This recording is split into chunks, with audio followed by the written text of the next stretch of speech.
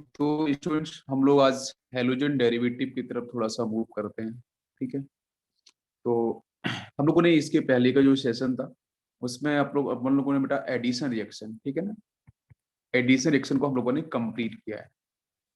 Addition classification या तो बच्चों हम लोगों ने इलेक्ट्रोफिलिक एडिशन रिएक्शन की बात करी हो, ठीक है, या फिर आपका न्यूक्लियोफिलिक एडिशन रिएक्शन का बच्चों डिस्कशन हो, ठीक है ना, या फिर आपका फ्री रेडिकल एडिशन रिएक्शन।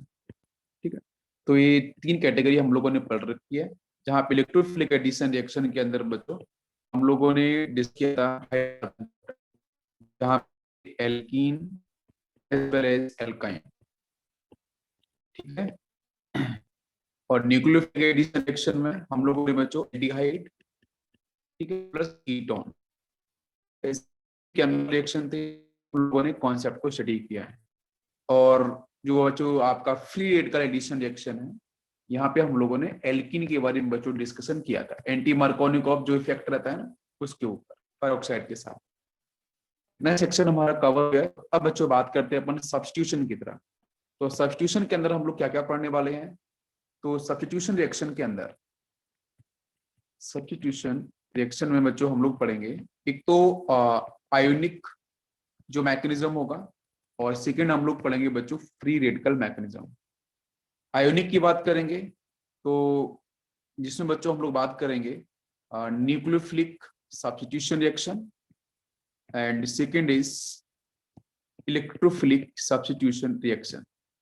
और हम लोग पढ़ेंगे सब्स्टिट्यूशन रिएक्शन। जिस तरीके से हम लोगों ने एडिशन के अंदर तीन पार्ट पढ़े थे बच्चों, न्यूक्लियोफिलिक का एडिशन था, तो यहाँ पे न्यूक्लियोफाइल का सब्स्टिट्यूशन होगा।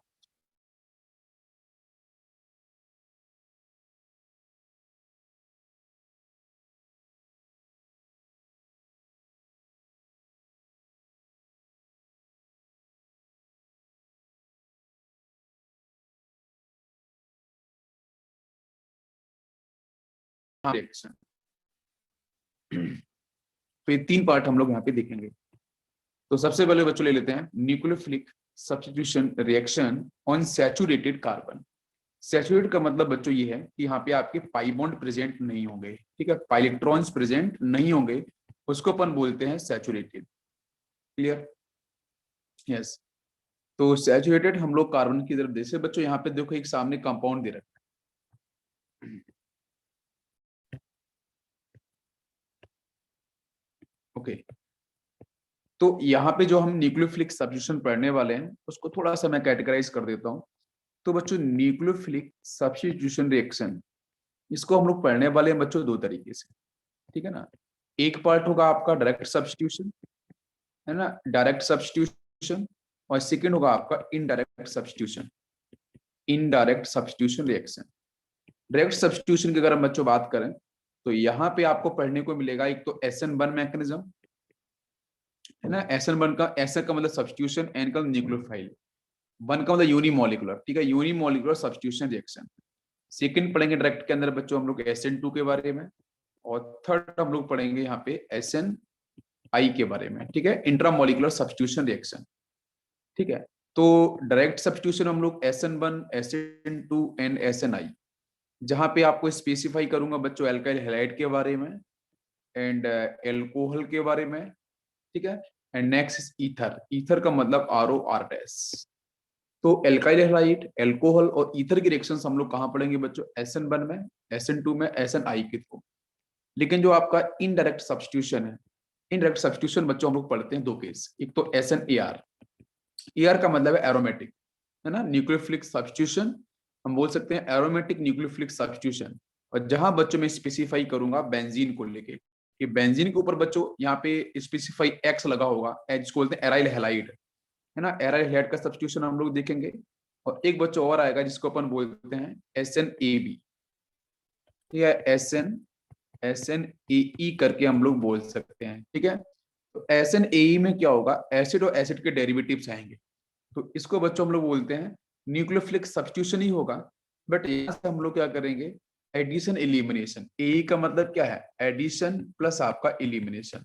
ये दो पार्ट अपन एक साथ, जहाँ पे आप स्पेसिफाई बच्चों करेंगे कार्बोक्सिलिक एसिड के डेरिवेटिव, यहाँ पे एसिड एमाइड आ सकता है, ईस्टर आ सकता है, कीटोन आ सकता है, एनहाइड्राइड आ सकता है। तो हमें ये समझना चाहिए कि न्यूक्लियोफिलिक सब्स्टिट्यूशन में हम दो पार्ट पढ़ेंगे, direct substitution SN1 SN2 SNI, indirect के अंदर SNAR, है ना, एरोमेटिक एरोमेटिक न्यूक्लियोफिलिक सब्स्टिट्यूशन, जिसमें आपका बेंजीन का डेरिवेटिव्स आएंगे, मतलब एराइल हैलाइड। और आपका एक होगा यहाँ पे, जिसको SNAE बोलते, ए का मतलब एडिशन, ई का मतलब एलिमिनेशन, एडिशन एलिमिनेशन होगा, ठीक है। तो एसिड और एसिड के डेरिवेटिव्स आपको यहाँ पे देखने को मिलेंगे। तो ये कुछ हमने देख लिया यहाँ पे। अब देखते हैं बेटा, सबसे पहला केस लेते हैं कि न्यूक्लियोफिलिक सब्स्टिट्यूशन होता कैसे है। तो बड़ा सिंपल सा है बच्चों।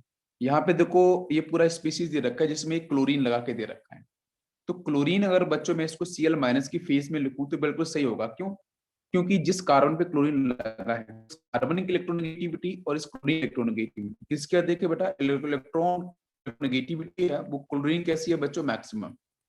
तो क्लोरीन विल पुल इलेक्ट्रॉन्स, तो क्लोरीन उसको पुल करेगा सिग्मा इलेक्ट्रॉन्स को, जो Cl पेयर है, तो Cl पे क्या आएगा, माइनस चार्ज आएगा। और सामने बच्चों मैंने एक न्यूक्लियोफाइल यहाँ पे भी दिया है, तो Cl पे नेगेटिव चार्ज है, इट इज ऑल्सो न्यूक्लियोफाइल। और सामने जो न्यूक्लियोफाइल दे, ये भी न्यूक्लियोफाइल। तो एक न्यूक्लियोफाइल दूसरे न्यूक्लियोफाइल को सब्स्टिट्यूट कर रहा है, बट जो अटैक करेगा वो क्या होगा, न्यूक्लियोफाइल होगा, न्यूक्लियोफाइल। इस स्पीसीज से मैं बाहर जाएगा, है ना, इसको अपन बोलेंगे वीक न्यूक्लियोफाइल। तो एक स्ट्रॉन्ग न्यूक्लियोफाइल वीक न्यूक्लियोफाइल को बड़ी आसानी से सब्स्टिट्यूट कर सकता है। हमें ये भी समझना है, इस माइनस जो है इस गैस बाहर जा रहा है, वो वीक न्यूक्लियोफाइल कैसे होगा।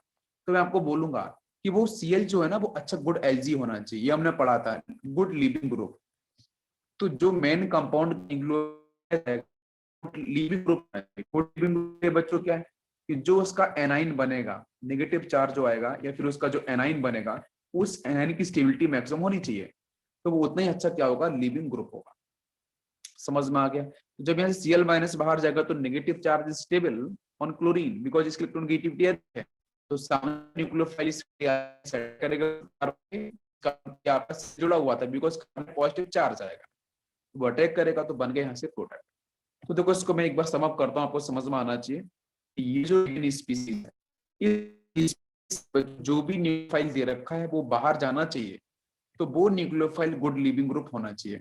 तो गुड लिविंग ग्रुप की पहचान कैसे करेंगे हम, कि जो एनाइन बनेगा वो एनाइन आपका स्टेबल होना चाहिए, मोर स्टेबल होना चाहिए, उसका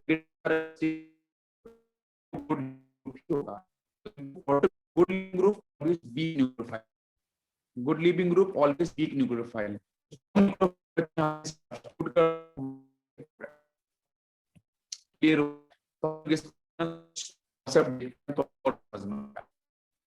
मैकेनिज्म बच्चों अपन दो तरीके से देख सकते हैं ना, टू मैकेनिज्म आर।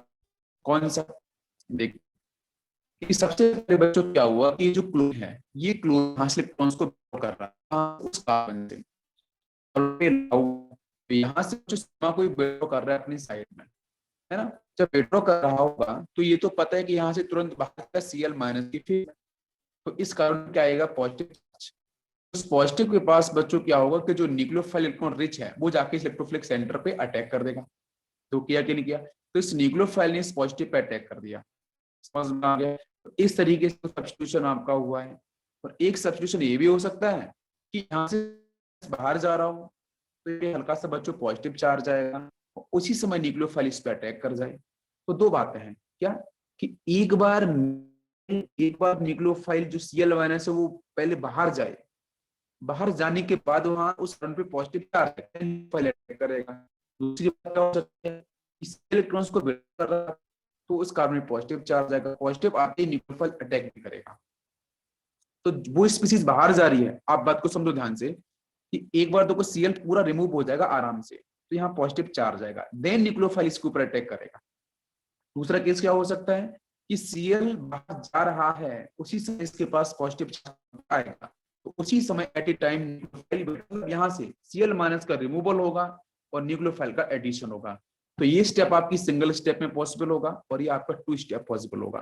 तो दोनों बातें समझ में आ गई। तो इसी चीज को समझने के लिए हम एसिड की तरफ हम लोग चलेंगे। तो देखते हैं बच्चों, सबसे पहले कि न्यूक्लियोफिलिक सब्स्टिट्यूशन का जो कॉन्सेप्ट है उसमें अपन अप्लाई कैसे करते हैं, क्या कॉन्सेप्ट रहेगा, थोड़ा देख लेते हैं इसके ऊपर भी। तो न्यूक्लियोफिलिक सब्स्टिट्यूशन का जो बच्चों रेट है, हाँ, nucleophile is electron rich, yes yes dear, nucleophile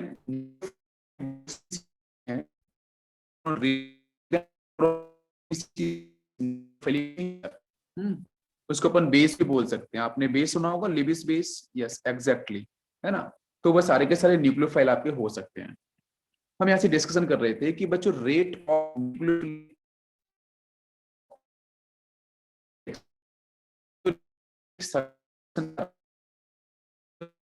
होता है डायरेक्टली, तो ठीक है, टेंडेंसी ऑफ मेन सबस्ट्रेट के पास प्रोफाइल लगा था, वो जितना वो लिविंग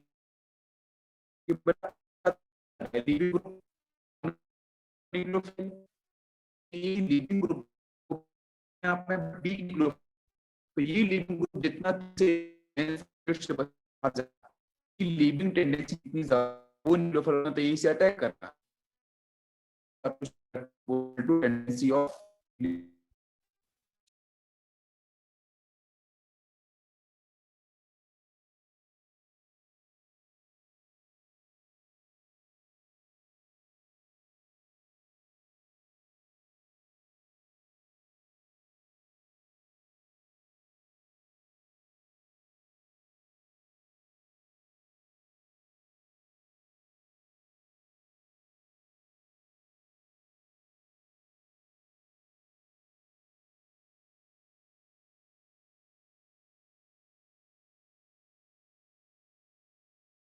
यस, एक बच्चों फिर से मैं से स्टार्ट करता हूँ।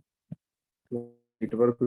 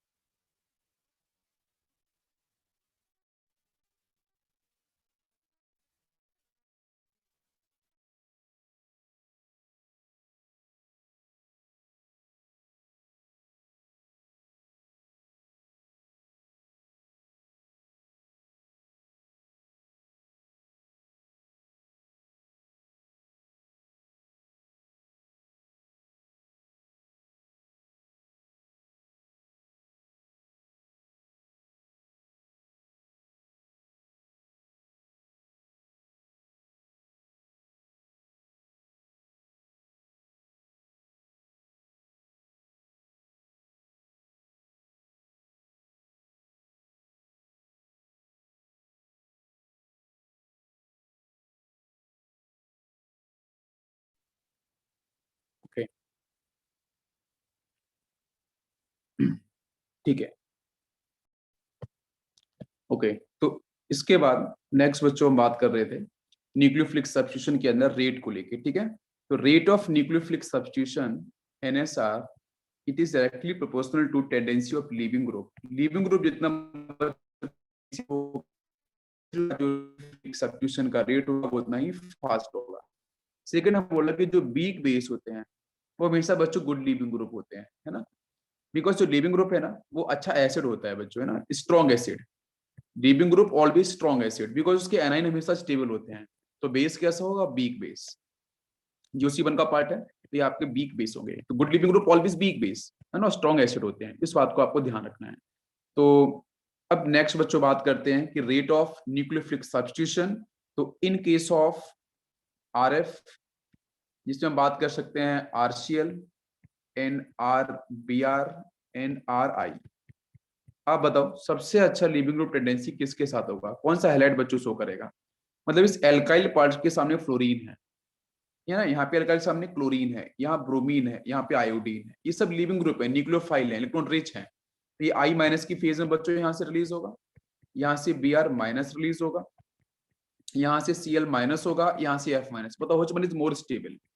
Definitely I minus is more stable because of base, because a bigger size repulsion will be minimum, so that's why I minus is more stable, because top to bottom size की बच्चों बात कर रहे हैं, top to bottom आते हैं तो अपन size पे फोकस करते हैं, अगर लेफ्ट टू राइट जाते हैं तो नेगेटिविटी फोकस करते हैं, तो उस केस में आपका I माइनस मोर स्टेबल होगा, तो डेफिनेटली आयोडीन जो होगा वो अच्छा लिविंग ग्रुप होगा as compare to bromine, chlorine and fluorine, है ना। ब्रोमीन अच्छा लिविंग ग्रुप क्लोरीन कंपेरिजन में होगा, फ्लोरीन के कंपेरिजन में होगा, तो लिविंग ग्रुप की टेंडेंसी आपको ध्यान रखनी है। तो अब जो बात करते हैं अपन SN2 रिएक्शन, इसमें हम बात करते हैं न्यूक्लियोफिलिक सब्स्टिट्यूशन बाई मॉलिकुलर। तो SN1 को अपन पढ़ेंगे, पहले SN2 की तरफ अपन चल रहे हैं, है ना। SN2 बहुत ही इंपॉर्टेंट सा केस है। तो देखो मैं आपको डायरेक्टली बताता हूँ पहचानने के लिए। SN2 का मतलब है कि न्यूक्लियोफिलिक सब्स्टिट्यूशन, SN का मतलब, 2 का मतलब बच्चों क्या है, बाई मॉलिकुलर, है ना। बाई मॉलिकुलर, यहाँ पे दो मॉलिक्यूल्स एक साथ रिएक्शन परफॉर्म करेंगे, कैसे कि न्यूक्लियोफाइल अटैक भी करेगा साथ में और लिविंग ग्रुप बाहर भी जाएगा, दोनों एक साथ में आने वाले हैं। तो SN2 जो मैकेनिज्म है वो बच्चों आपको सिर्फ और सिर्फ देखने को मिलता है ऑल मिथाइल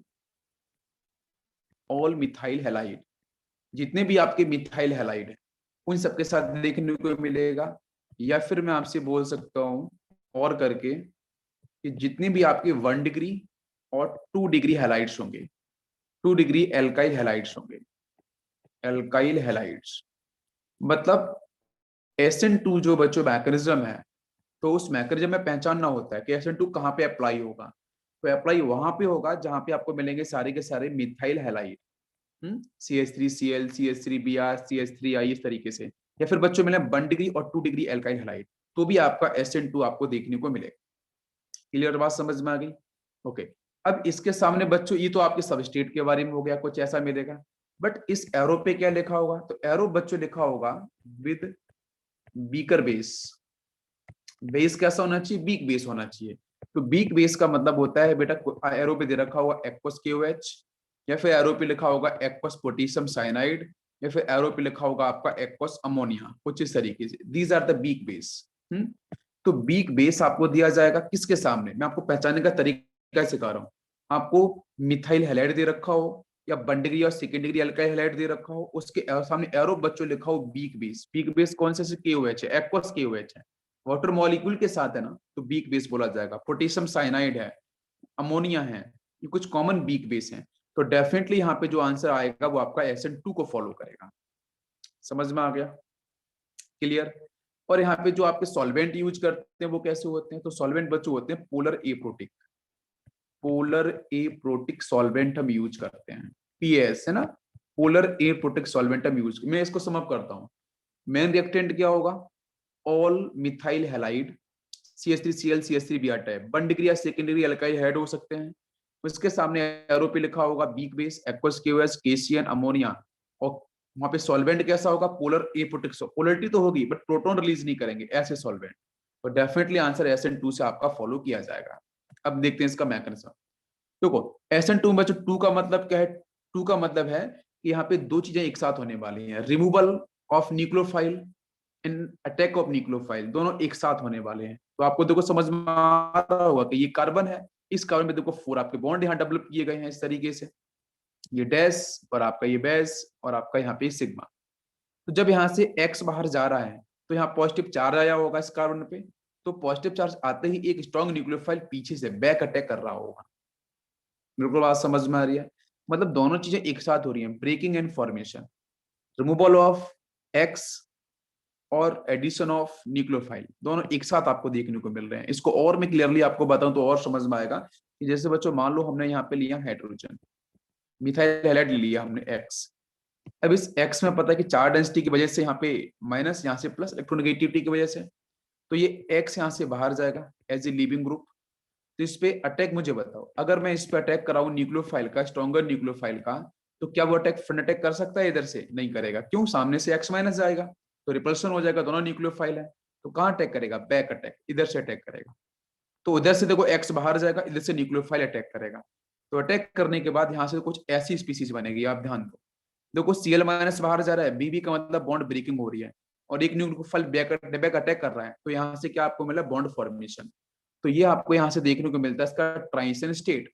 बट कार्बन यहाँ पे हो गया पेंटावैलेंट, कार्बन की वैलेंसी कितनी है? 5 बॉन्ड हो चुके हैं, पेंटावैलेंट।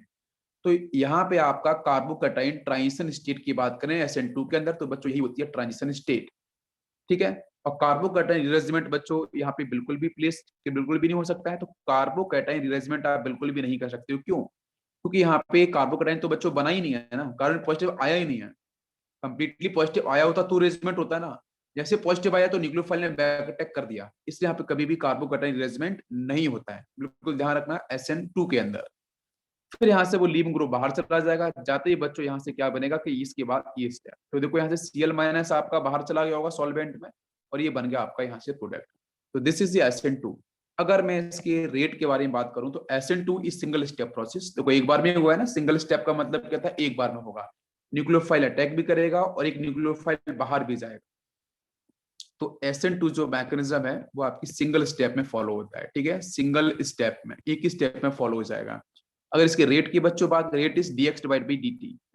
रेट अपन ऐसे लिखते हैं केमिकल काइनेटिक्स के अकॉर्डिंग, तो dx बाई dt इसका जो रेट होगा वो किस पे डिपेंड करेगा, h पे डिपेंड करेगा, उसकी पावर 1 जो एल्काइल हेड था, और एज वेल एज बच्चों न्यूक्लियोफाइल जो अटैक करेगा उस पर भी डिपेंड करेगा, उसकी पावर भी 1।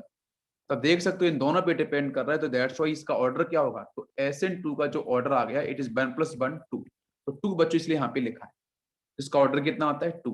बिल्कुल बात समझ में आ गई, क्लियर। तो जब बच्चों न्यूक्लियोफाइल या बैक अटैक करेगा तो यहाँ से जो बनेगा प्रोडक्ट इट इज इन्वर्टेड, उल्टा हो जाएगा ये, ठीक है। तो इन्वर्टेड प्रोडक्ट आपको मिलेगा। देखो ना डैश इधर था ना, डैश यहाँ पे था, अब डैश कहाँ पहुंच गया, उल्टा। बैज इधर था देखो, डार्क लाइन, तो डार्क उल्टी पहुंच चुकी है, तो यहाँ से बनता है वाल्टन इन्वर्जन, जिसको अपन बोलते हैं इन्वर्टेड फॉर्म। तो SN2 क्लियर हुआ कि नहीं हुआ? SN2 में क्या होगा, एक साथ लीविंग ग्रुप बाहर भी जाएगा और एक न्यूक्लियोफाइल बैक अटैक भी करेगा, बैक अटैक, जिसकी वजह से ये बनेगी ट्रांजिशन स्टेट पेंटावैलेंट की। रीअरेंजमेंट कभी भी नहीं हो सकता है। इसका रेट किस पे डिपेंड करेगा, एक तो आपके एल्काइल हैलाइड पे, दूसरा आपकी न्यूक्लियोफाइल पे, दोनों पे, बिकॉज दोनों एक साथ अटैक कर रहे हैं, दोनों एक साथ आपको दिखाई दे रहे हैं। तो इसका ऑर्डर कितना होता है 2, और जो बनता product it is inverted product. मैं इसकी मॉलिक्युलरिटी पूछूं तो इसकी मॉलिक्युलरिटी क्या होगी, तो मॉलिक्युलरिटी भी 2 होगी। मॉलिक्युलरिटी का मतलब number of molecules reacting, number of molecules participate in reaction. तो कितने मॉलिक्यूल्स एक साथ पार्टिसिपेट कर रहे हैं, 2, एक में न्यूक्लियोफाइल, एक आपका एल्काइल हैलाइड, की मॉलिक्युलरिटी 2 होगी, और एज वेल एज उसका जो आपका ऑर्डर भी 2 होगा। नेक्स्ट में बोलता हूँ बच्चों इसका जो रेट होगा, SN2 का जो रेट होगा वो directly proportional to leaving group tendency.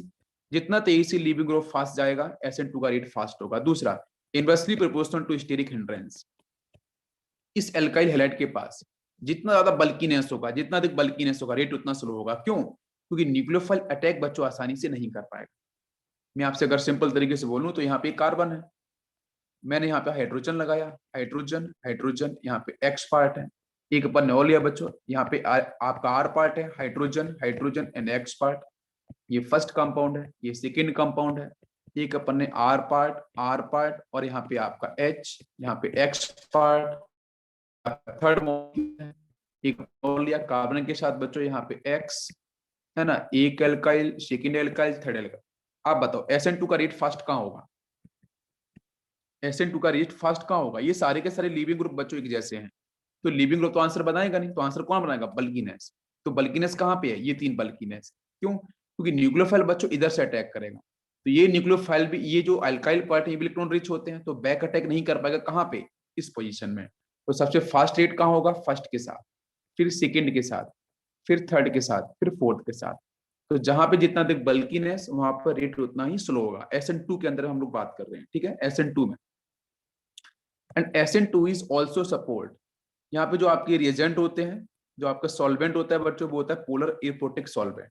Polar एपोटिक का मतलब जैसे आपका एसीटोन, जैसे आपका एसीटोन आ गया, जैसे आपका DMSO आ गया, डाई मिथाइल सल्फर ऑक्साइड, ऐसा एस डबल बॉन्ड हो, एक मिथाइल इधर एक मिथाइल इधर, ये आपका DMF लिखा मिलता है, DMF। मतलब यहाँ पे होगा आपका hydrogen, then carbon double bond हो, यहाँ पे नाइट्रोजन, और इसके साथ आपके लगे होंगे बच्चों आपका एक मिथाइल ग्रुप इस तरीके से, और एक मिथाइल ग्रुप यहाँ पे एक लोन पेयर, ठीक है, di methyl formamide, di methyl formamide. तो ये आपको सॉल्वेंट एरो पे लिखे हुए मिलेंगे, आप बिल्कुल बोल सकते हो कि SN2 मैकेनिज्म आपका होने वाला है। क्लियर हो गया, SN2 इज क्लियर।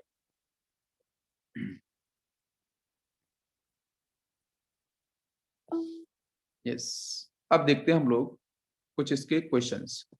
तो बच्चों यहाँ पे जो रेट है वो inversely proportional to steric hindrance है। बताओ SN2 का रेट फास्ट कहाँ होगा? जस्ट बताया आप। तो यहाँ पे होगा, यहाँ CL बाहर आएगा और बैक अटैक इधर करेगा, बल्किनेस बिल्कुल भी नहीं है ना।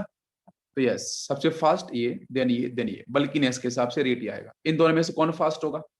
देखो इस कार्बन पे मिथाइल लगा है, क्लोरीन पे लगा है, यहाँ पे कुछ भी नहीं है तो इसका रेट फास्ट होगा। इसकी बात करें जाए इन दोनों में से रेट किसका फास्ट होगा? बताओ बच्चों। यहाँ पे एक मिथाइल है ना, दिस इज मिथाइल एक्चुअली, ऐसा मिथाइल है। तो इन दोनों में से रेट किसका फास्ट होगा? अगर मैं यहाँ पे डबल बॉन्ड भी लेता हूं तो भी आप कर सकते हो। अगर यहाँ पे ये डबल बॉन्ड सिचुएशन तो नहीं होगी, यहाँ पे सिर्फ आपका थोड़ा चेंज करते हैं, डबल बॉन्ड लिया भी हमने तो फिर क्या होगा SN2 में? क्योंकि यहाँ पे ये पूरा सेक्शन क्या है, लोन पेयर दिख रहा है ना, यहाँ पे आपका पाई है, डबल बॉन्ड है, और यहाँ पे पॉजिटिव चार्ज आएगा, इसका पॉजिटिव यहाँ पे आएगा। ठीक है, ये पॉजिटिव जब आएगा तो उसी समय न्यूक्लियोफाइल भी अटैक करेगा, ये भी इलेक्ट्रॉन रिच है, तो यहाँ पे थोड़ा चेंज करना पड़ेगा, इसका ऑर्डर आपका ये होगा। नेक्स्ट, इस मॉलिक्यूल की बात कर ली जाए तो इसमें बच्चों कौन होगा जहां बल्किनेस, यहाँ SN2 का रेट आपका यही फास्ट होगा। नेक्स्ट देखो, इस केस की अगर बात करी जाए तो इस केस में आपका ये आंसर मिलेगा। ठीक है, यस। नेक्स्ट बात करते हैं कि एक बच्चों यहाँ पे क्वेश्चन ये रखा है, यहाँ पे आपका C डबल बॉन्ड दे रखा है और इस तरीके से यहाँ ब्रोमीन। ठीक है, और यहाँ पे सिर्फ आपको ये दे रखा है, इन दोनों में से स्ट्रॉन्गर कौन होगा, मतलब यहाँ से जो SN2 का रेट होगा फास्ट कहाँ पे होगा? तो आपको ना एक बार मैं कॉन्सेप्ट बताता हूँ। यहाँ बच्चों एक सिग्मा एंटी बॉन्ड कॉन्सेप्ट आता है, आप ध्यान रखना। जब भी कभी भी किसी क्वेश्चन के अंदर ये आपको दे रखा है अल्फा कीटो ब्रोमाइड ना, तो कैसा होगा? ये तो कार्बन अल्फा होगा, अल्फा के पास ब्रोमीन लगा हुआ है, तो इसमें जो लिखा है एक्सेप्शनली इंक्रीजिंग रेट है ना, कॉन्स्टिट्यूट ओवरलैपिंग बिटवीन पाई एंटी बॉन्डिंग। तो आपको ना ये ध्यान रखने की जरूरत भी नहीं है, आप सीधा ध्यान रखो क्या कि presence of C double bond C and C double bond O will favor the rate of SN2 because it stabilize the transition state by conjugation। ये बहुत ही अच्छा सा कॉन्सेप्ट, आप ध्यान रखना। कभी भी बच्चों यहाँ ब्रोमीन लगा है ना, इसके साइड में कभी भी अगर आपको कार्बन डबल बॉन्ड कार्बन आ जाए, C डबल बॉन्ड O आ जाए कार्बोनाइल, तो उस केस में हमें लगता है कि ऐसा सर यहाँ बल्कि ऐसा दिखोगी तो रेट इसका फास्ट होना चाहिए, बट ऐसा नहीं होगा। रेट आपके किसका फास्ट होगा? जहां कार्बन डबल बॉन्ड कार्बन है, कार्बन डबल बॉन्ड O है। क्यों? क्योंकि वहां पे जो ट्रांजिशन स्टेट बनती है ना, वो ट्रांजिशन स्टेट स्टेबल होती है किससे? रेजोनेंस के थ्रू, जिसकी वजह से आपका रेट किसका फास्ट होगा SN2 में? इसका, है ना। जेई में क्वेश्चन भी यहाँ पे पूछा गया है, तो आपको ये ध्यान रखना है, बड़ा इंपॉर्टेंट सा केस है। नेक्स्ट बात करते हैं अपन, polar aprotic solvent is preferred because nucleophile is stronger in this case. तो जो पोलर एपोटिक सॉल्वेंट है, पोलर एपोटिक सॉल्वेंट बच्चों क्या करेंगे? जो हमारी न्यूक्लियोफाइल्स डिसॉल्व नहीं कर सकते हैं। जैसे मैं आपसे पूछूं, ध्यान देना, SH माइनस इन DMF, DMF भी मैंने आपको बताया था, ठीक है ना, DMF, और मैंने वही लिखा है कि SH माइनस इन वाटर, तो वाटर मॉलिक्यूल्स बच्चों इसको डिसॉल्व कर देगा, मतलब SH माइनस के आसपास वाटर मॉलिक्यूल्स होगा वो डाइपोल के फेज में इकट्ठा हो जाएगा, तो इसकी न्यूक्लियोफिलिसिटी कम हो जाएगी, ये स्ट्रॉन्गर न्यूक्लियोफाइल को लूज कर देगा। SH माइनस इजिली DMF में डिसॉल्व हो ही नहीं सकता है, जब डिसॉल्व नहीं होगा तो वो अपने आप में स्ट्रॉन्गर न्यूक्लियोफाइल रहेगा। तो ये बात ध्यान रखनी है कि SN2 के अंदर polar aprotic solvent always define, कि वहां पे न्यूक्लियोफाइल जो होगा वो स्ट्रॉन्गर माना जाएगा, बिकॉज उसकी सॉल्युबिलिटी वहां पे डिफाइन नहीं होती है। This is important.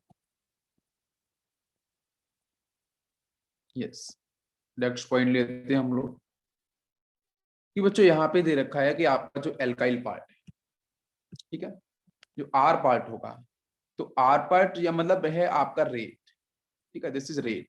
तो rate it active portion to better leaving group, जैसे यहाँ पे आप, ये मैंने ये एग्जांपल भी आपको दिया था, तो देखो I माइनस आसानी से बाहर जाएगा, देन आपका Br minus, then Cl minus, then F minus. कुछ कंपाउंड लेता हूं मैं इधर बच्चों, why SN2 reaction is not favourable. SN2 reaction क्यों नहीं होगी आपको ये समझना है पहले तो, क्यों होगी ये मैंने बताया, क्यों नहीं होगी ये भी जानना है। अब बताओ इस केस में SN2 क्यों नहीं होगा? क्योंकि जब Cl माइनस बाहर जा रहा होगा तो इस कारण पे क्या आएगा? Positive charge. ये कुछ ऐसा है, थोड़ा मैं समझाता हूँ। क्लोरीन, जब ये Cl यहाँ से इलेक्ट्रॉन्स को लेके बाहर जा रहा होगा तो यहाँ पे पॉजिटिव चार्ज आएगा, पॉजिटिव चार्ज आते ही क्या करेगा बच्चों, बैक अटैक करेगा ना, एक स्ट्रॉन्गर न्यूक्लियोफाइल। तो यहाँ पे क्राउडिंग बहुत ज्यादा है, इसकी 3rd डिग्री है। तो जब यहाँ पे क्राउडिंग बहुत ज्यादा है, हिंड्रेंस बहुत ज्यादा है, तो क्या बैक अटैक न्यूक्लियोफाइल कर सकता है? नहीं कर सकता। तो बिकॉज ऑफ स्टेरिक क्राउडिंग, तो मैंने अभी बोला भी था कि आपके सारे के सारे मिथाइल हैलाइड और 1 डिग्री हैलाइड और 2 डिग्री हैलाइड ही आपके SN2 को डिफाइन करते हैं। समझ में आ रहा है? तो ये तो 3rd डिग्री है, तो 3rd डिग्री कभी SN2 को नहीं देता, 3rd डिग्री कभी भी SN2 को नहीं देगा बिकॉज ऑफ ओवर क्राउडिंग। अब बताओ ये क्यों नहीं देगा? फिर से वही सेम रीजन, स्टेरिक क्राउडिंग आ गई, 3rd डिग्री होगा तो बिल्कुल भी SN2 नहीं मिलेगा यहाँ से। नेक्स्ट, इस पे समझते हैं कि यहाँ से आपको मिलेगा SN2, बोलो। फिर से SN2 नहीं मिलना, क्यों? क्योंकि यहाँ पे फिर से स्टेरिक क्राउडिंग। कैसे? आप देखोगे कि जब यहाँ से सपोज मानो ये स्पीसीज कुछ ऐसा था, 1 सेकेंड, यस, इसकी अपन बात कर रहे हैं, ये कुछ यहाँ पे इस तरीके से दे रखा है। मान लो यहाँ से Cl- बाहर गया, तो Cl बाहर जाएगा तो यहाँ पॉजिटिव आएगा। तो इस पॉजिटिव अटैक कौन करेगा बच्चों? कोई स्ट्रॉन्गर न्यूक्लियोफाइल, वही बैक अटैक करेगा ना।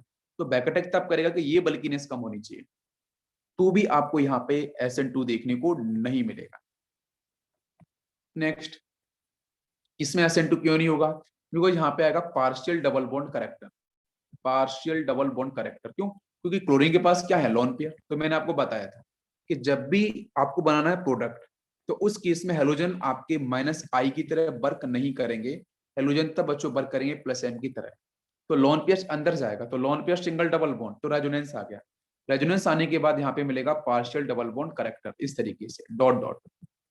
तो पार्शियल डबल करेक्टर में आपका फ्री ब्रेक नहीं होगा, जब यहाँ से इजीली रिलीज नहीं होगा क्योंकि डबल बॉन्ड करेक्टर आ चुका है, तो फिर यहाँ पे SN2 नहीं होने वाला। नेक्स्ट, सेम यहाँ पे भी है कि अब यहाँ से ये दे रखा आपको रिएक्टेंट, सपोज क्लोरीन ऊपर है, यहाँ डबल बॉन्ड है, तो क्यों नहीं होगा? क्योंकि मान लो कि चलो यहाँ से Cl बाहर गया भी, Cl- के फेज में, तो इलेक्ट्रॉन्स को लेके जाएगा, यहाँ आएगा पॉजिटिव चार्ज, तो दिस इज अनसैचुरेटेड कार्बोकैटायन। समझ में आ गया? और पहले से क्या होगा कि वो क्लोरीन आपका lone pair single double bond, तो रेजोनेंस भी कर रहा होगा, तो पार्शियल डबल बॉन्ड करेक्टर भी, और दूसरा यहाँ पे कार्बोकैटायन स्टेबल नहीं है ट्रांजिशन स्टेट का। समझ में आ गया? जिसकी वजह से आपको यहाँ पे बिल्कुल भी SN2 देखने को नहीं मिलेगा। देखो ये क्लोरोबेंजीन है, तो यहाँ पे तो होने की कोई चांसेस नहीं है। क्यों? क्योंकि यहाँ पे क्या होगा, रिपल्शन होगा न्यूक्लियोफाइल्स इलेक्ट्रॉन डेंसिटी और बेंजीन। बेंजीन की डेंसिटी बच्चों ऐसी होती है, आपको थोड़ा सा मैं बताता हूँ। बेंजीन में जो आपके यहाँ पे जो पी ऑर्बिटल्स होंगे बच्चों, वो कुछ इस तरीके से मिलते हैं। इसका पी ऐसा होगा, यहाँ से बात करें तो ये कुछ इस तरीके से होंगे, यहाँ पे कुछ इस तरीके से, तो यहाँ पे आपकी तो क्या होता है, बेंजीन के 6 कार्बन होते हैं, आधा आपका लोब नीचे होता है, ऑर्बिटल्स का आधा लोब ऊपर होता है, तो इलेक्ट्रॉन डेंसिटी ऊपर नीचे होती है, बीच में बेंजीन के कार्बन होते हैं। तो जब सामने जब पीएक्स साइड से न्यूक्लियोफाइल अटैक करेगा तो वो भी रिच है, इलेक्ट्रॉन रिच, और बेंजीन भी इलेक्ट्रॉन रिच है, तो रिपल्शन हो जाएगा, जिसकी वजह से यहाँ पे SN2 आपको देखने को नहीं मिलेगा क्लोरोबेंजीन के साथ।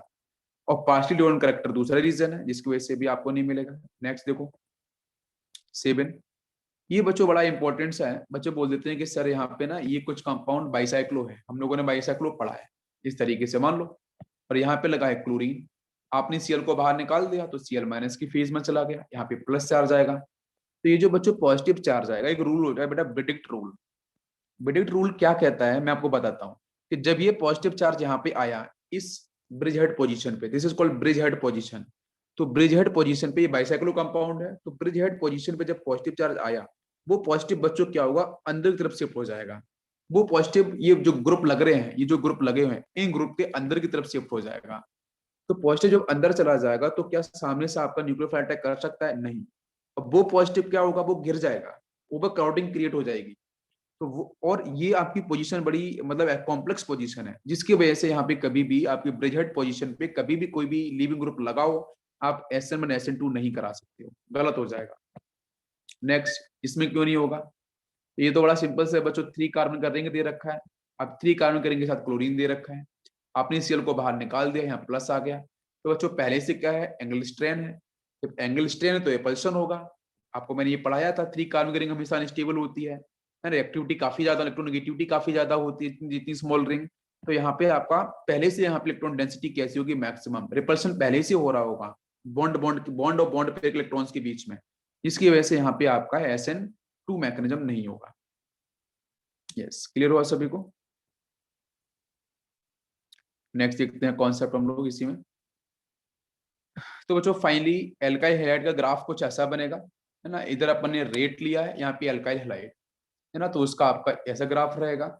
यहाँ पे भी रेट है, यहाँ पे न्यूक्लियोफाइल है, तो उसका भी ग्राफ कुछ यूं ही जाएगा, है ना, SN2 के अंदर। तो ग्राफ आपके में आएंगे नहीं, वो ध्यान भी देना है।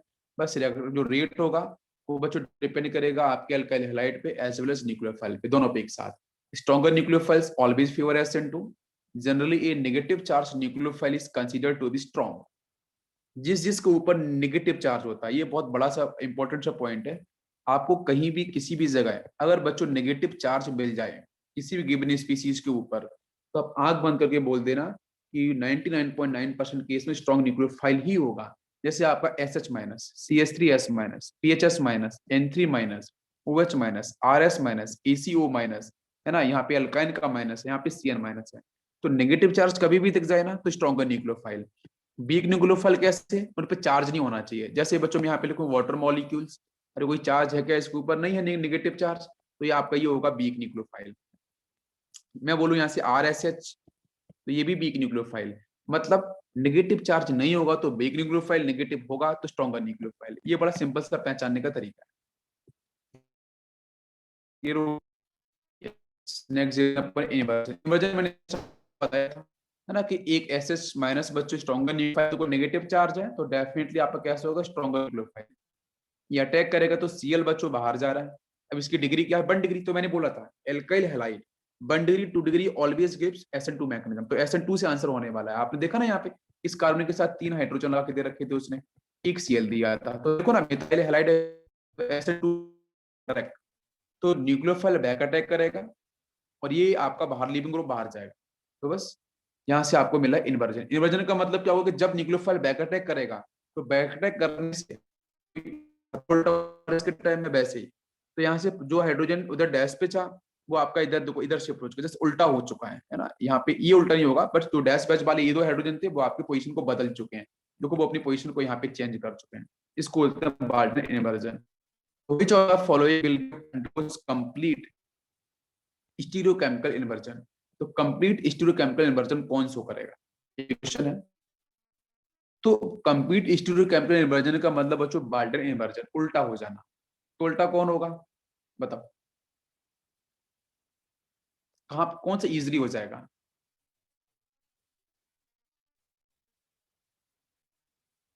तो यहाँ पे एक नोट लिखा है कि inversion will take place even if chiral centre is not.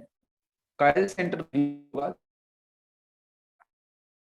है कौन सा कंप्लीट केमिकल इन्वर्जन बहुत ही आसान, कौन इजीली कौन करेगा, जो वो करेगा जिसके पास सिर्फ कोई बल्कीनेस नहीं होगी। ऑब्वियसली 1 डिग्री हमेशा आपको ध्यान देना है हाइलाइट, और ये आसानी से बॉल्टन इमर्जन कर जाएगा, कुछ दिक्कत। बाकी नीचे वाले के होंगे इजीली नहीं होगा, क्योंकि अगर एक कार्बन के बाद में लगा दिए हैं तो यहाँ पे इन्वर्जन के SN2 होगा ही नहीं। मतलब इसमें देखो ना सी में SN2 होगा ही नहीं। सेकेंड में हो सकता है SN2 पर 2 ग्रुप में आसानी से इन्वर्जन नहीं होगा। थर्ड में देखो एक मिथाइल रहा तो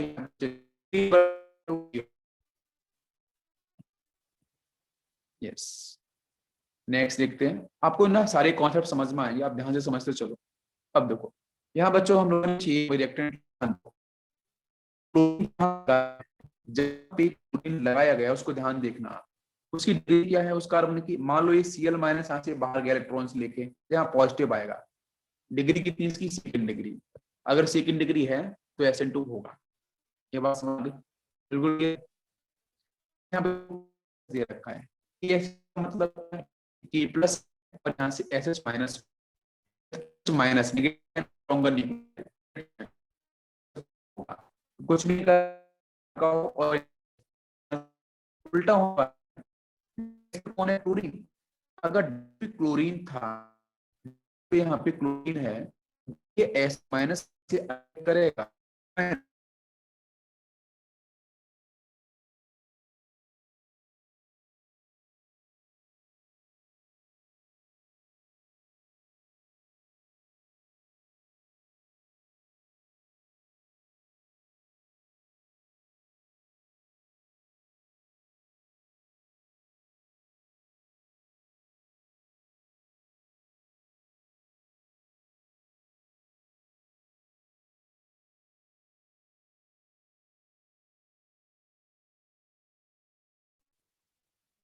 ओके, अभी इसके बाद हम लोग यहाँ से समझेंगे बच्चों नेक्स्ट पॉइंट, कि जब भी आपको डैश पे दे रखा है तो आपको मिलता है ना, तो यहाँ पे देखो डैश पे क्लोरीन था तो आपको बेस पे लगा देना है। तो देखो यहाँ से CH3 सी वालों माइनस ये दे रखा है ना, सोडियम के साथ आपको ऐसे CH3 carbon triple bond carbon and now this is sodium, तो सोडियम प्लस होगा, यहाँ से ये माइनस होगा, ये पूरा सेक्शन। तो it will work as easily nucleophile, stronger nucleophile. तो बैक अटैक कर जाएगा ना कार्बन यहाँ पे, तो देखो ये डैश पे था ना क्लोरीन, तो बेस पे आया। फिर देखो ये दे रखा है आपको, तो यहाँ से क्या होगा, PHS ऐसे ना, सोडियम दे रखा है, सोडियम प्लस बाहर चला जाएगा तो ये माइनस होगा, स्ट्रॉन्गर न्यूक्लियोफाइल बैक अटैक करेगा SN2। तो SN2 में आपको ध्यान रखना है वाल्टन इन्वर्जन होगा, तो आपको जो डैश पे था वो बेस पे, जो बेस पे वो आपके डैश पे। ये बात क्लियर हुई सभी को? नेक्स्ट क्वेश्चन हम लोग देखते हैं SN2 से। देखो यहाँ समझ में आएगा आपको। देखो ये ब्रोमीन दे रखा है ना, ब्रोमीन आपका बेज पे है बच्चों, है ना, डार्क लाइन है बेज पे है। तो जो भी बनेंगे प्रोडक्ट वो कौन बनेंगे, डैश वाले बनेंगे। देखो आप ऑब्जर्व करो जरा, क्या डैश पे बन रहा है, ध्यान दो आप, पूरा आंसर डैश पे बन रहा है। KCN में कौन मिलेगा, CN minus, stronger nucleophile back attack कर जाएगा, बिल्कुल सही है ना। कार्बन कार्बन का बॉन्ड बनता है जो बच्चों बनता है मेजर आंसर, यहाँ पे NO कार्बन का बॉन्ड बनता है तो होता है माइनर आंसर। अरे कार्बन कार्बन का बॉन्ड तो हमेशा स्ट्रॉन्ग ही बॉन्ड होता है ना, सिमिलर एटम्स हैं, तो ये मेजर होगा, ये माइनर होगा। अब यहाँ से देखो CH3S माइनस, यहाँ से क्या होगा ONO माइनस, यहाँ से आपका NO माइनस नाइट्रो, और यहाँ से आपका AgCN। इसमें समझो आप AgCN और KCN में डिफरेंस किस चीज का है। AgCN जो है, AgCN की अगर बात करी जाए और KCN की बात करी जाए, दोनों में से आयोनिक कौन है, कोवेलेंट कौन है। तो AgCN के पास बच्चों आता है कोवेलेंट करेक्टर, और KCN के पास क्या होता है, आयोनिक करेक्टर। ये ध्यान रखना आपका, है ना। तो KCN कैसा है, जैसे कभी भी ऐसा जाए AgNO3 आ जाए या आपका KNO3 आ जाए तो भी आप बोल सकते हो AgNO3 कैसा होगा, कोवेलेंट करेक्टर का, सिल्वर आ गया। KNO3 क्या होगा, ionic character, because difference electronegativity. तो इसलिए जब यहाँ पे अटैक होगा तो from the nitrogen side covalent के साथ, और जब आयोनिक वाला केस आएगा तो फ्रॉम द कार्बन साइड। इसको आपको ध्यान रखना है। क्लियर हुआ ना। देखो यहाँ पे KNO2 आया ना, तो ऑक्सीजन साइड से अटैक हुआ, जब AgNO2 आया तो नाइट्रोजन से अटैक हुआ। ये डिफरेंस ध्यान रखना बहुत जरूरी है। AgNO2 आएगा तो attack from nitrogen side, because covalent character will maximum. KNO2 होगा तो oxygen attack from oxygen side. AgCN और KCN दोनों को आपको ध्यान रखना है, डैश का बेस पे कर देना है बस। नेक्स्ट एग्जांपल लेते हैं हम लोग। देखो ये समझो आप, बड़ा इंपॉर्टेंट सा केस है। यहाँ से आपको KCN दे रखा है ना, तो CN माइनस आपका तुरंत रिलीज होगा, स्ट्रॉन्गर न्यूक्लियोफाइल है ना। बाकी नीचे आपको दे रखा है सॉल्वेंट, तो वो सॉल्वेंट आपका है पोलर एपोटिक सॉल्वेंट है, उस पर ध्यान भी देना है। अब CN माइनस स्ट्रॉन्गर न्यूक्लियोफाइल था, क्या करेगा बोलो। ये क्वेश्चन जेई एडवांस का बन सकता है ना, जेई एडवांस का क्वेश्चन यहाँ से आता है। तो क्या होगा, CH3 तो रिलीज होगा नहीं है, ये CL रिलीज होगा, तो CL बच्चों रिलीज हो जाएगा। अभी देखो कहाँ पे है, हम लोगों ने ये पढ़ा था, ये कहाँ पे है बताओ, एक्सल पोजीशन पे इक्वेटोरियल पे है। तो बोलोगे सर इक्वेटोरियल पे है, अरे हम लोगों ने पढ़ा है ना साइक्लोहेक्सेन की डिफरेंट स्ट्रक्चर्स कन्फॉर्मर्स आइसोमर्स में, तो ये क्या है आपका इक्वेटोरियल पोजीशन, नीचे की तरफ है। तो जब आंसर बनेगा ना तो बस ध्यान रखना कि CL जब यहाँ से CN लगेगा ना तो वो लगेगा एक्सियल पे, देखो लगा कि लगा एक्सियल पे। तो इक्विटोरियल को एक्सियल कर दो, डैश को बेस कर दो, बेस को डैश कर दो। अगर एक्सियल पे होता तो उसको इक्विटोरियल बना देते, हो गया आंसर। एडवांस में आता है, बिल्कुल सिंपल सा। अब इसको समझ लो आप, इन दोनों में से कौन सा CL बाहर जाना चाहिए बताओ जल्दी से। ऊपर वाला CL को जो लोन पेयर होगा ना वो बेंजीन की कंजुगेशन में होगा, तो वहां पे आएगा पार्सली डबल बॉन्ड करेक्टर, और ये CL बेंजीन की कंजुगेशन में नहीं है। तो यहाँ से क्या हो, देखो ईथर दे रखा है ना, यस ईथर दे रखा है, देखो ईथर देख लो कैसा है, polar aprotic solvent, yes it will support the SN2 mechanism.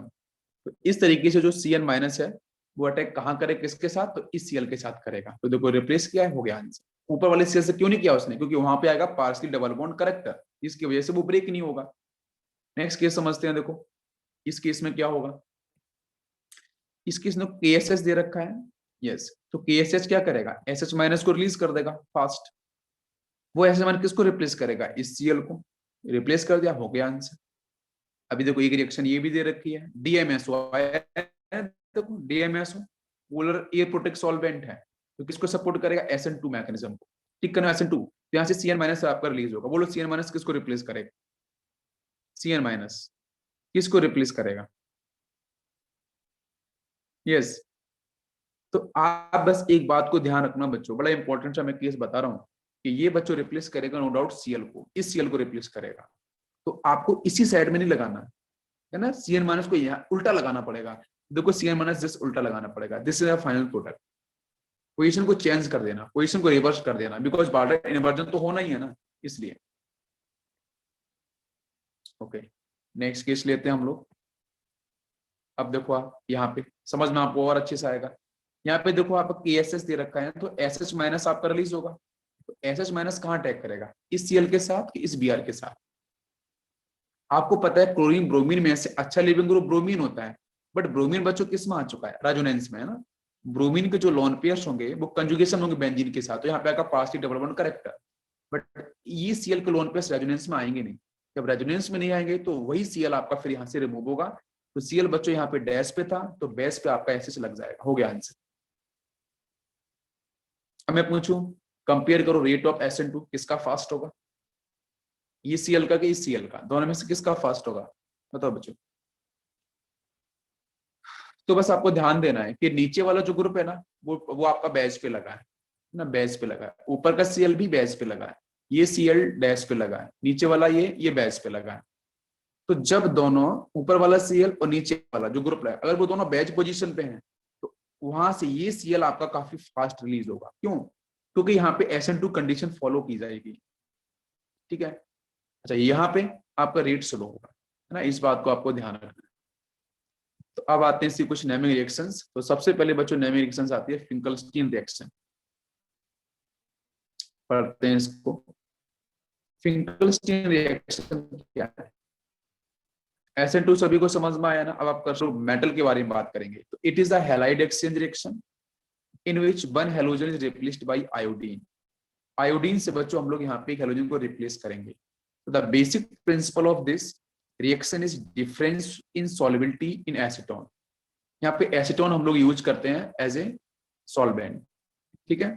Third point, it is given, यहाँ पे सॉल्वेंट इज इंपॉर्टेंट, यहाँ पे iodine important. In the given reaction, NaCl will be PPT out, precipitate out, and equilibrium will shift in direction, in forward direction. कैसा? बस इसको ध्यान रखो। Finkelstein हम किसको यूज करते हैं? सोडियम आयोडाइड को। Always follow sodium iodide in the presence of acetone. तो बच्चों यहाँ से Cl आपका रिलीज हो जाएगा और यहाँ पे आपका आयोडीन आके शिफ्ट हो जाएगा। तो this is a case of SN2। SN2 का ही बच्चों मैकेनिज्म है ना, SN2 का, बिकॉज सोडियम बाहर जाएगा तो यहाँ से I माइनस रिलीज होगा, स्ट्रॉन्गर न्यूक्लियोफाइल बैक अटैक करेगा। एसीटोन बच्चों कैसा है? पोलर एपोटिक सॉल्वेंट है, ये भी SN2 को ही सपोर्ट करेगा, इसलिए ये डैश पे था तो यहाँ पे बेस पे आयोडीन मिलेगा। तो फिंकलस्टीन में हम किसको यूज करते हैं? सोडियम आयोडाइड को इन दी प्रेजेंस ऑफ एसीटोन। जैसे और क्वेश्चन देखते हैं इसके ऊपर। जैसे देखो KI के साथ एसीटोन दे रखा है ना, तो यहाँ से I माइनस रिलीज होगा, बोलो किसको रिप्लेस करेगा? ब्रोमीन को। ब्रोमीन को बच्चों रिलीज कर देगा, तो बेस पे था, अब डैश पे आयोडीन आपको मिल जाएगा। डायरेक्ट आंसर है फिंकलस्टीन में। इस केस को समझो, पोटेशियम आयोडाइड दे रखा है, तो क्या करेगा बच्चों? I माइनस इस ब्रोमीन को रिप्लेस करेगा, बट आयोडीन उल्टा लगने वाला है। देखो आयोडीन उल्टा लगा कि नहीं लगा? हो गया आंसर। नेक्स्ट बच्चों बात करते हैं, what is the direction of final optical rotation. Final optical rotation का आपका यहाँ पे आपको बताना डायरेक्शन क्या होगा। तो यहाँ बच्चों क्या दे रखा है? ये पॉजिटिव। सपोज मान लो इसका रोटेशन ना क्लॉकवाइज है, it is a positive. Positive का मतलब क्या है? क्लॉकवाइज है। तो जब यहाँ से NaI आयोडीन निकलेगा, क्या अटैक करेगा? बताओ आप लोग।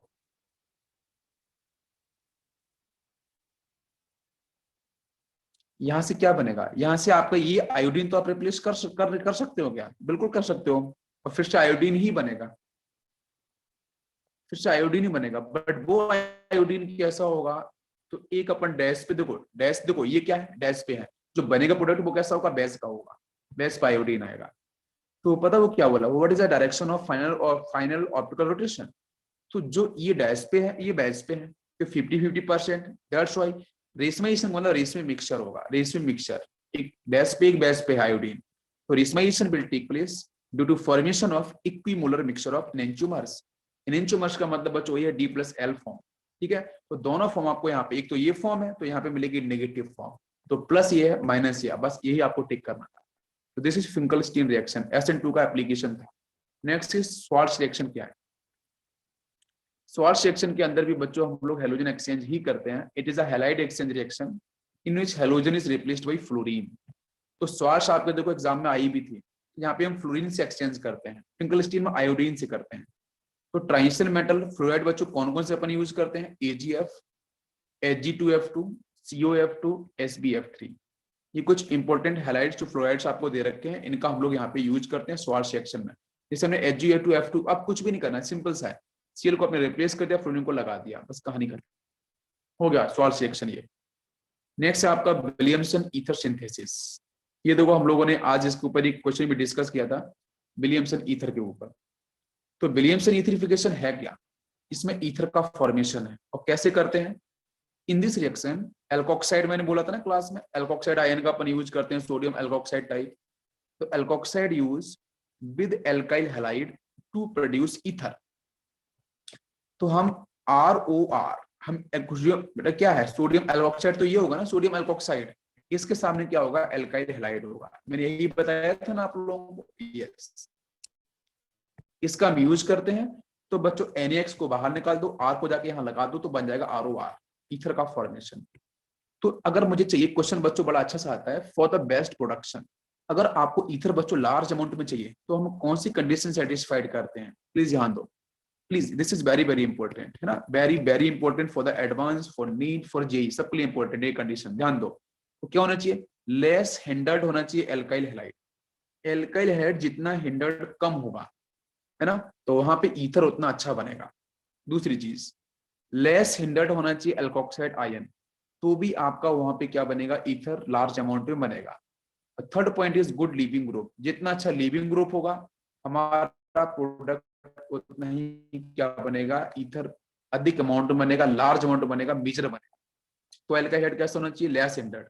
एल्कोक्साइड याद है ना आपको, मैंने बताया था थर्ड टर्सरी वाला, तो वहां से एल्कीन बन गया था, याद है ना आपको, एलिमिनेशन हो गया था, वहां से सब्स्टिट्यूशन नहीं होगा, एलिमिनेशन हो जाएगा। इसलिए हम बोल रहे हैं लेस हिंडर्ड होना बहुत जरूरी है, तभी आपका बनेगा प्रोडक्ट। जैसे देखो यहाँ पे एल्कोक्साइड आयन दे रखा है, सोडियम प्लस और RO माइनस, यहाँ से क्या होगा?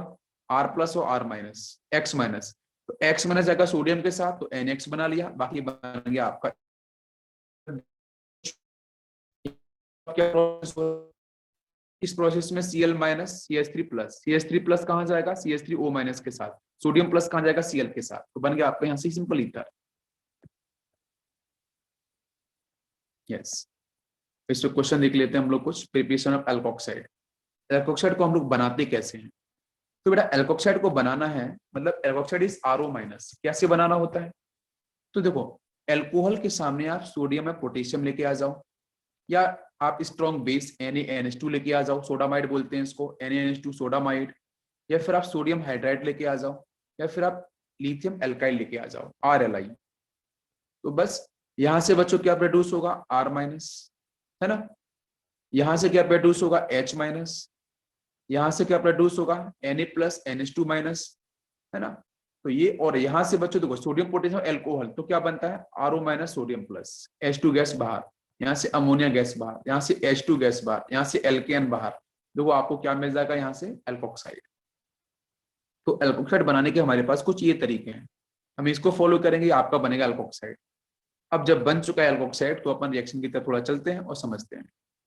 तो मैंने बच्चों क्या लिया, देखो यहाँ पे ऐसे दे रखा है ना, एल्कोहल के सामने सोडियम, अब बच्चों को पता नहीं होता क्या करना है, तो एल्कोहल के सामने सोडियम बच्चों आएगा तो डेफिनेटली बनाएगा एल्कोक्साइड।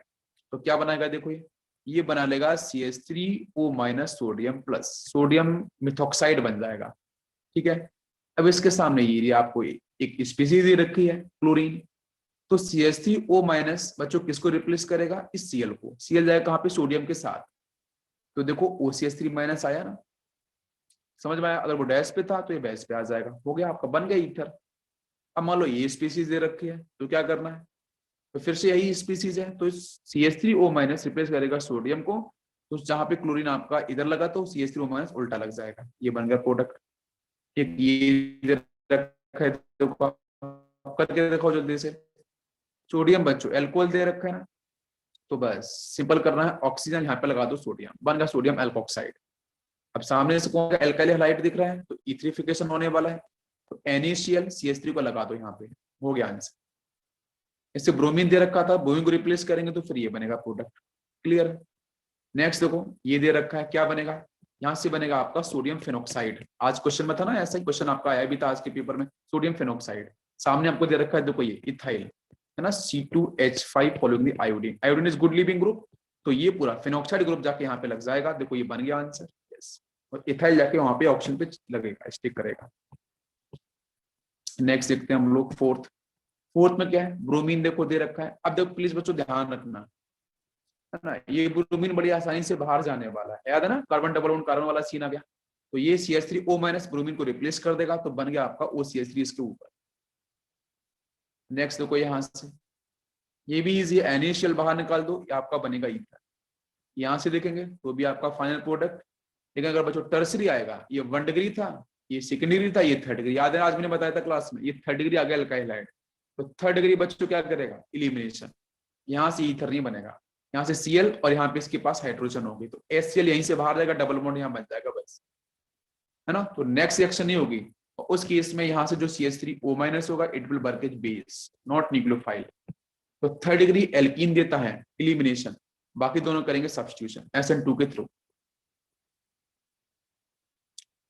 ओके नेक्स्ट रिएक्शन देखते हैं, जैसे CH3O- आ गया, यहाँ पे क्लोरीन आ गया, बताओ क्या होगा, क्या स्टेप फॉलो होगी, बताओ जल्दी से। यस, तो बच्चों यहाँ से सोडियम, यहाँ से Cl, बाकी बन गया प्रोडक्ट, है ना, यहाँ से सोडियम, यहाँ से Cl, ये बन गया प्रोडक्ट। बिल्कुल इजी है, बिल्कुल आसान है, आप कर सकते हो। तो नेक्स्ट देखो, यहाँ पे भी आप कर सकते हो। अगर सोडियम एल्कोक्साइड के साथ बच्चों ये सेक्शन आ जाए, ये फिर ये सेक्शन आ जाए, इस तरीके से बिनाइल वाला, ये फिर ये, तो कभी SN2 नहीं होने वाली है। क्यों, क्योंकि पता है ना कि ये Cl बाहर यहाँ से जाएगा तो पॉजिटिव मिलेगा ही नहीं यहाँ पे, ये पहले से पार्शियल ओन करेक्टर होगा, यहाँ पे भी नहीं होने वाला, यहाँ पे पार्शियल ओन करेक्टर रेजोनेंस होगा, और यहाँ तो एल्कीन बनता है, तो इन केसेस में कभी SN2 आपको नहीं करनी है, ये भी ध्यान देना है, क्योंकि पॉसिबल ही नहीं है ना, इससे आप नहीं कर सकते यहाँ पे। नेक्स्ट है identify the suitable combination to prepare ether, तो कौन सा सुटेबल आपका कॉम्बिनेशन है जहां से ईथर का फॉर्मेशन होगा, चलो बताओ बच्चों। फर्स्ट कॉम्बिनेशन क्या करेक्ट है आपका, बिल्कुल उल्टा था ना, ऐसा क्वेश्चन दे रखा था, आपको पूछा गया था कौन कौन से होंगे, बस वही था, देखो बताओ जल्दी से। तो ये जो सेक्शन है ना पूरा का पूरा, ये आपका क्या होगा, यहाँ से एल्कोक्साइड वाला सेक्शन, और ये सेक्शन आपका क्या होगा, एल्काइल हैलाइड होगा। मतलब जो बिगर सेक्शन होगा वो आपका हमेशा क्या होगा, एल्कोक्साइड होगा, ऑप्शन उसकी तरफ जाएगा जहां पे एल्काइल अधिक होंगे, है ना। स्मॉलर ग्रुप हमेशा क्या होगा, एल्काइल हैलाइड होगा। जैसे यहाँ पे देख लो, ये पूरा आपका इधर एक साइड गया देखो, है ना, और बाकी यहाँ से मिलेगा आपको X। नेक्स्ट देखो यहाँ पे दोनों सिमेट्रिकल है, तो क्या यहाँ पे पॉसिबिलिटी है ईथर, और आपको ईथर तो दिख रहा है ना, एक फिनाइल दूसरा फाइनल इधर है, तो यहाँ पे कभी भी आपका इथरिफिकेशन हो ही सकता है। क्यों, क्योंकि यहाँ पे एरोमेटिक कैरेक्टर आ जाएगा ना, आप देखो ना, अगर ऐसा होगा यहाँ पे क्लोरीन होगा तो क्लोरीन एरोजोनेंस कर जाएगा, है ना, पार्शियल ओन करेक्टर आएगा, तो यहाँ पे इथरिफिकेशन पॉसिबल नहीं है, यहाँ भी इथरिफिकेशन पॉसिबल नहीं होगा बिकॉज ऑफ एरोमेटिक करेक्टर। यहाँ पॉसिबल हो जाएगा, देखो बड़ा ग्रुप है तो फेनोक्साइड बना दो, यहाँ पे आप ये बना दो sodium, sodium alkoxide, small group होगा तो X जाएगा। फिर से बड़ा ग्रुप आया तो देखो ये बन गया आपका एल्कोक्साइड, और ये आपका CH3X होगा। नेक्स्ट यहां से देखो, इसमें से बड़ा ग्रुप कौन है, बताओ जल्दी से, तो किसकी तरफ, स्मॉलर ग्रुप कौन होगा, ये स्मॉलर ग्रुप होगा ना,